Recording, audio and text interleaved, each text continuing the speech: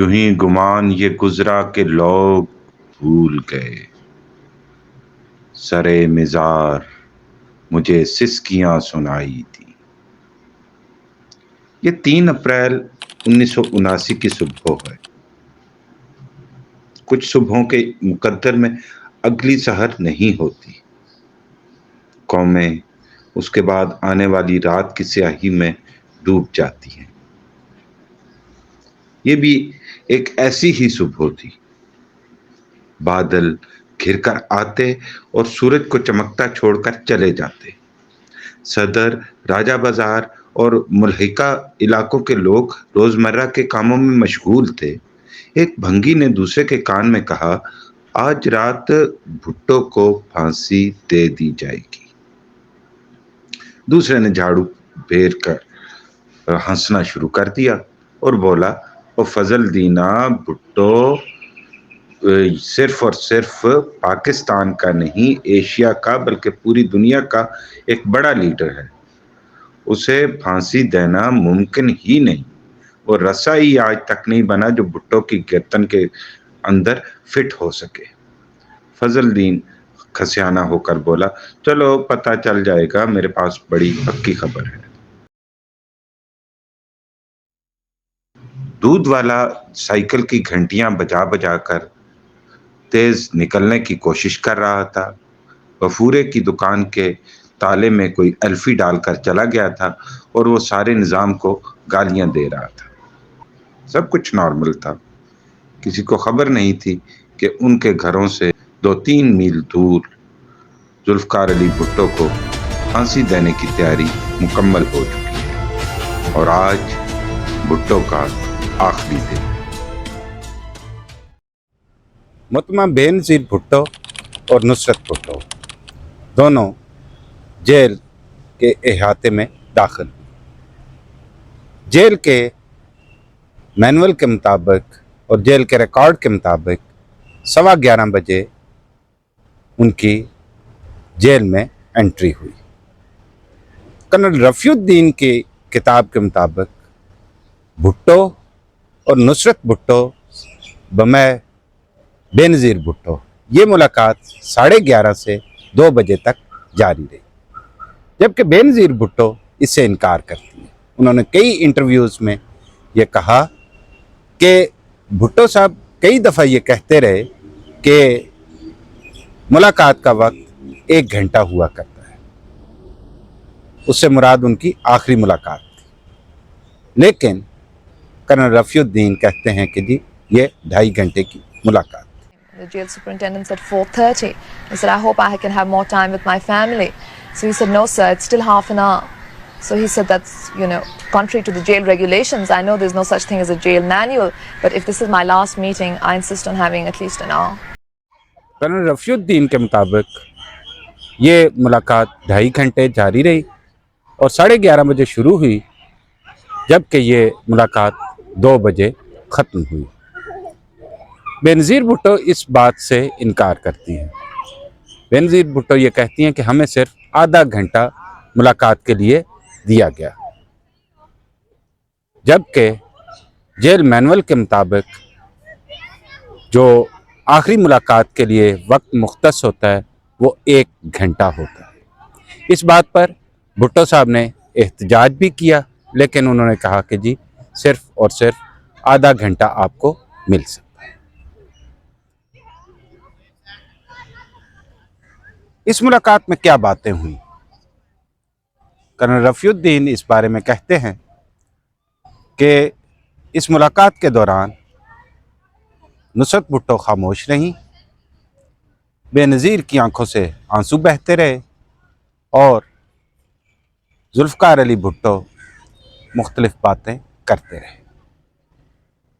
बेनज़ीर भुट्टो इस याद को दोहराते हुए कहती हैं कि मैंने एक दफ़ा जेल इंतज़ामिया से दरख्वास्त की कि वो उन्हें अपने वालिद से गले मिलने की इजाज़त दें, लेकिन जेल इंतज़ामिया ने इसकी इजाज़त नहीं दी। मुकर्ररा वक्त ख़त्म होने पर बेनज़ीर भुट्टो और नुसरत भुट्टो दोनों वहाँ से रवाना हुई। बेनज़ीर भुट्टो का एक प्लान था कि अपने जो वर्कर्स हैं उनको इस बारे में इत्तला हाथ के इशारे से कर देंगी कि डेथ वारंट इशू हो चुका है। लेकिन जो ही वो जेल के दरवाजे पे पहुंचे तो उनकी सवार होते ही तेज़ी से गाड़ी सिहाला हाउस की तरफ ले जाई गई। उन्हें इस बात का मौका बिल्कुल भी ना मिल सका। घड़ी की टिक टिक जारी थी। My father was very calm and he talked of family matters, he talked of party matters, and I keep seeing his face. They asked at the end of the meeting, I said that I'd like to hug my father goodbye. He'd been the president, the prime minister, he'd brought them back from the camps of India. They wouldn't even open the cell doors for me to kiss him goodbye. And then we just went back and started the countdown to death. Nobody else knew, nobody else was aware. 6 बजे शाम jail superintendent, doctor, colonel Rafiuddin और jail इंतज़ामिया में से एक और आदमी भुट्टो के cell में दाखिल होते हैं। उन्हें फांसी की हुक्म पढ़कर सुनाया जाता है कि आपको अहमद रज़ा कसूरी के वालिद नवाब कसूरी के कत्ल के इल्ज़ाम में आज सुबह फांसी दी जाएगी। भुट्टो साहब मैट्रेस पे लेटे थे, वो वहीं से मुस्कुरा दिए और कुछ भी नहीं कहा। थोड़ी देर के बाद भुट्टो साहब वहाँ से उठे और उन्होंने एक तकरीर शुरू कर दी। उन्होंने कहा कि जेल मैनुअल के मुताबिक 24 घंटे पहले बताना चाहिए कि आपको फांसी दी जानी है। जेल मैनुअल के इस हुक्म पे अमल दरामद नहीं किया गया। फिर उसके बाद ये कि मुझे सारे रिश्तेदारों से मुलाकात करवानी लाजिम थी, लेकिन मुझे सिर्फ बेटी और बीवी से मुलाकात मेरी करवाई गई। इसी तरह से उन्होंने बहुत सा तकरीर जारी रखी और ये कहा कि मुझे आम इंसान ना समझें, मैं एक आम इंसान नहीं हूँ, मैं एक लीडर हूँ, लेकिन तुम लोगों को लीडरों की ज़रूरत ही क्या है। इतना कहकर भुट्टो साहब ने वो तकरीर ख़त्म कर दी। थोड़ी देर के बाद जेल इंतज़ामिया के लोग वहाँ से जाने लगे।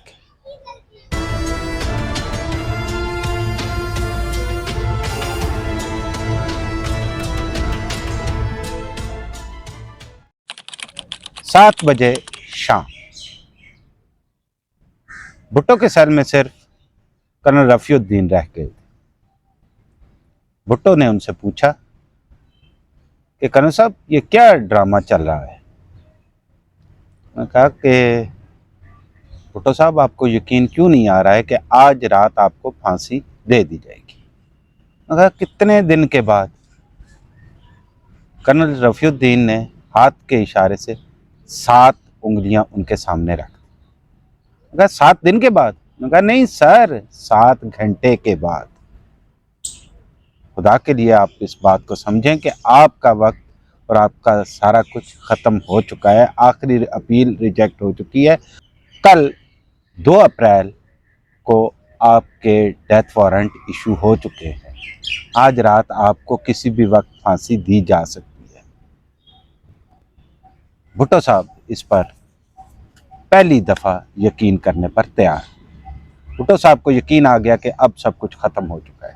पहले उन्होंने कुछ वकीलों को सुनाई और फिर उसके बाद खुद कलामी शुरू की। कहने लगे कि कहाँ हैं वो लोग जो कहते थे अपने आप को जला देंगे, पूरी दुनिया जला देंगे, लेकिन तुम्हें कुछ नहीं होने देंगे।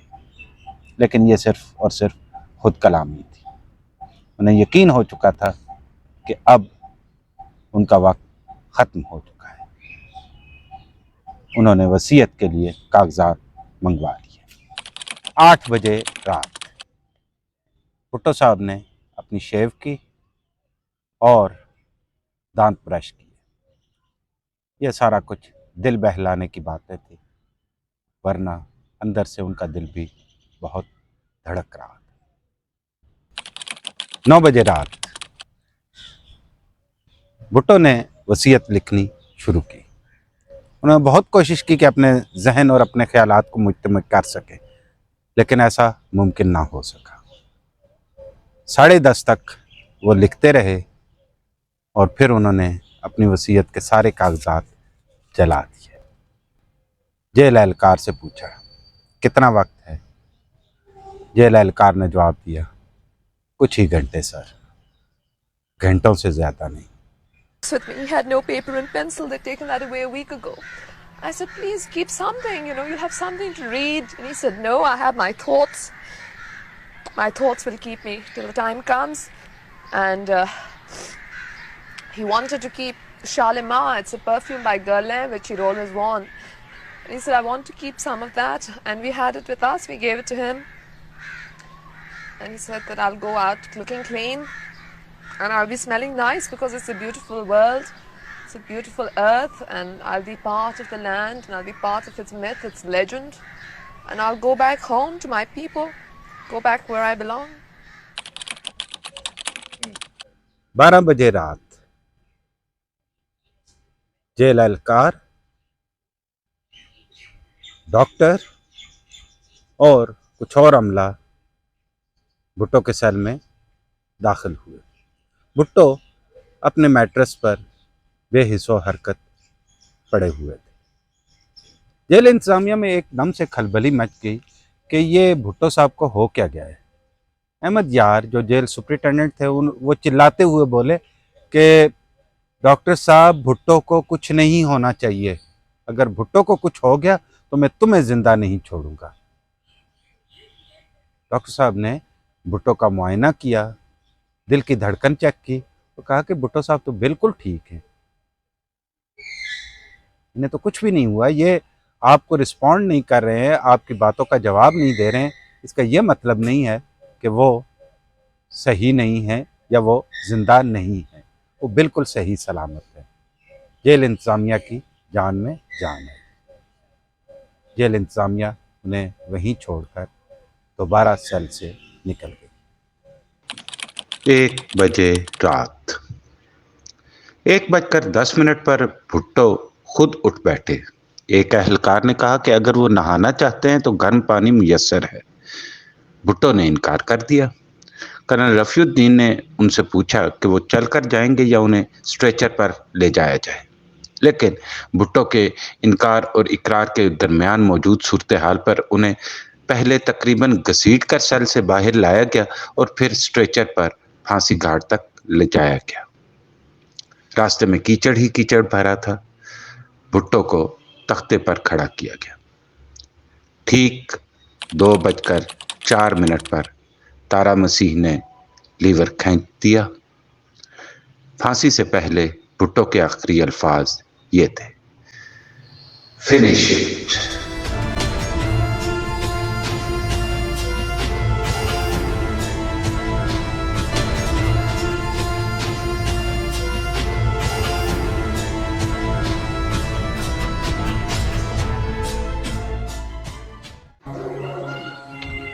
भुट्टो की फांसी आधी रात को हुई थी।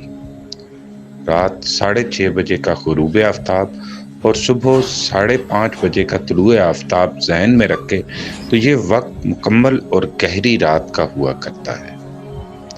मेरे वतन में आज तक उस रात की सहर नहीं हुई। हम अंधेरों में टटोल टटोल के आज भी रास्ता तलाश कर रहे हैं। भुट्टो की फांसी वाले दिन ये तय हो गया था कि आने वाले दिनों में कानून ताकत नहीं बल्कि ताकत वाहिद कानून होगा। पूरी कौम इस सानहे से बेखबर उस वक्त भी सो रही थी और आज भी सो रही है। रावलपिंडी की फजाओं में आज भी रात गए दीवाने सूफी अब्दुल रशीद का ये शेर एक दूसरे को सुनाकर रो पड़ते हैं। कैस कहाँ मरहूम हुआ है, यारो उसे तलाश करो। शोर बपा है चारों तरफ, वीराने में जंजीरों का।